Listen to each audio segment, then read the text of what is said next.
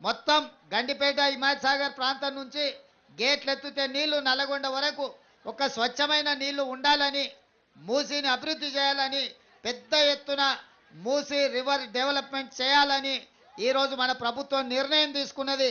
హైదరాబాదు నగర అభివృద్ధి కోసం, మూసీ పరివాహక అభివృద్ధి కోసం 5 ఏళ్లలో 1,50,000 కోట్ల రూపాయలతోని ప్రణాళికలు సిద్ధం చేసి తొందరలోనే పనులు ప్రారంభించబోతున్నామని చెప్పి మీ అందరి సమక్షంలో ఇవాళ మనం ప్రకటించుకుంటున్నాం. ఎందుకంటే ఈ నగరం అభివృద్ధి చెందినప్పుడే, ఈ నగరంలో శాంతి భద్రతలను కాపాడినప్పుడే, ఈ నగరంలో ఇతర ప్రాంతాల నుంచి వచ్చే వాళ్లకు విద్య, ఉద్యోగ, ఉపాధి అవకాశాలు కల్పించినప్పుడే మన నగరం విశ్వనగరంగా మారుతుంది. విశ్వనగరంగా మార్చుకొని తెలంగాణ రాష్ట్రాన్ని అభివృద్ధి చేసుకోవడము మన బాధ్యత. 2004 నుంచి 2014 వరకు